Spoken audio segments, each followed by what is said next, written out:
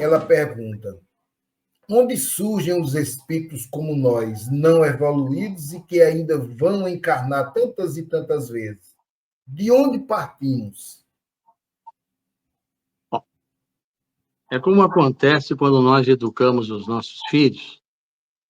Nós damos a eles a orientação, nós damos a eles o ensinamento básico, nós permitimos a escolarização, nós permitimos a congregação familiar, o respeito como herança entre os seres que dividem o mesmo lar. Mas cada filho acaba tendo o direito de decidir o melhor caminho. Outros haverão de ir por lugares diferentes, que nós, pela experiência, não mencionamos. Outros seguirão aquilo que dissemos. Outros criarão outras alternativas. No fundo, mais tarde, todos haverão de ouvir aquilo que foi dito a eles, recordando: o meu pai, o meu avô sempre dizia. Mas quando o amadurecimento chega e quando, naturalmente, através da maturidade, o ser humano usa a sua experiência de vida para perquirir, para refletir e para decidir: olha, por ali onde eu fui não deu certo, houve muitas consequências, eu vou procurar um outro caminho, eu vou procurar me reabilitar, eu vou procurar ensinar às criaturas um caminho a percorrer mais seguro, mais cheio de paz. Assim acontece com os nossos espíritos. Como foi visto na noite de hoje, todos nós nascemos da mesma maneira. Todos nós recebemos os impulsos eletromagnéticos que deram origem a esta formação desta usina biológica no curso de milhões de anos, para que nós pudéssemos sair naturalmente da mônada psíquica para adquirir os primeiros sinais dos degraus evolutivos, porque nós, hoje, estamos vestindo o corpo físico, ainda estamos num minúsculo planeta, se não é o mais atrasado, é, sem dúvida nenhuma, um dos menos adiantados. Então, é ainda um mundo em evolução.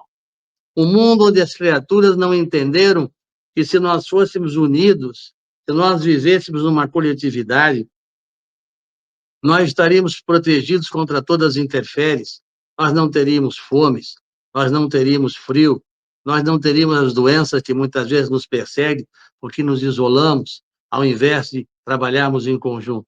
Enfim, nós vamos adquirindo com a experiência aquilo que precisamos para contornar as dificuldades e encontrar um caminho.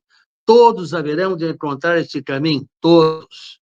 O Senhor diz, e Jesus esclareceu com muita propriedade, que as ovelhas desgarradas do rebanho haverão de serem recuperadas. Agora, para que isso ocorra, a necessidade delas se juntarem ao rebanho. E isso leva, muitas vezes, séculos, até muitas vezes milênios. Então, nós começamos com pela questão da meritocracia, você obterá aquilo que mereceu, você obterá aquilo que conquistou, e você vai compreendendo que algumas criaturas param para pensar, refletem o dia a dia de suas vidas, e outros vivem uma vida automática. Eu saí às 7 horas, vou voltar às 8 horas da noite, vou chegar em casa, tomar meu banho, sentar na televisão, voltar a dormir, voltar a acordar. Você acha que isso tem uma vida de reflexão? Aí você vai dizer assim, mas e nos centros grandes? Bom, eu sou carioca, morei nos centros grandes, na época estudava na Universidade do Brasil, na Praia Vermelha, e, no entanto, tinha companheiros que vinham da Baixada Fluminense de Nilópolis. Eles saíam de lá às 3 horas da manhã para começar a estudar às 7 horas na Universidade do Brasil, saíam por volta das 4 horas da tarde, 5 horas, pegavam o trem central do Brasil, chegavam às 9 horas em casa, tomavam um banho, jantávamos, iam direto para a cama para acordar de novo, dormiam 3 horas em casa e 3 horas nos trens. Evidentemente, para alcançar os seus objetivos espirituais. E, naturalmente, era a necessidade laboral de alcançar um propósito de vida, contribuindo com a sociedade e contribuindo com o seu sustento. Então, o que eu quero dizer é exatamente que todos nós começamos esse trajeto, uns aprendem mais rapidamente por discernirem, por refletirem, por perquirirem, e outros vivem a vida assim, vai e vem, sem se preocupar em mudar a trajetória. Até porque, nessa trajetória que nós enfrentamos na Terra, a sedução é muito grande. Nós somos, infelizmente, hoje educados assim, as crianças não vivem muito no lar, vão para a escola desde cedo, e muitos são educados no colégio que pais e mães precisam trabalhar. Não recebem aquele envolvimento espiritual familiar. Então, são educados no colégio, muitas vezes, não é? E o que acontece?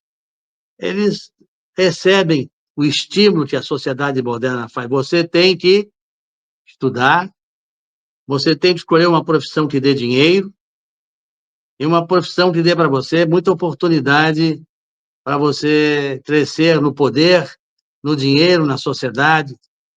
Em nenhum momento é questionado se isso tudo que você vai fazer, é importante, ninguém está contrariando, mas isso tudo você vai deixar na porta do túmulo.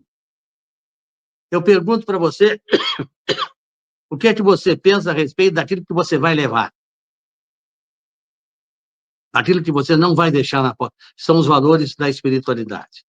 Então, essa diferença que existe não é pelo tempo que cada um de nós tem, porque na ancestralidade, muitos de nós vieram exilados de capela ao mesmo tempo.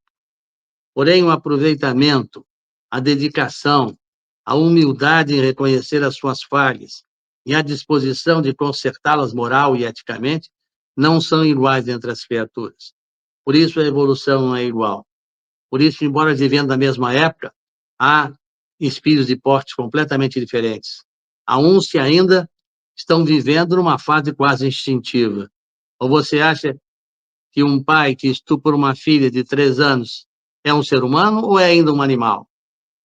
E uma mulher que joga um filho pela janela de um ônibus ou joga num vaso sanitário dentro de um hospital é humana ou é animal? Já conseguiu vencer o raciocínio amplo, a compreensão de compreender que na sociedade a lei de ação e reação, na maneira que você age, sofre uma reação na mesma intensidade, no sentido contrário? Se você faz o bem, receberá o bem. Se você faz o mal, receberá o mal.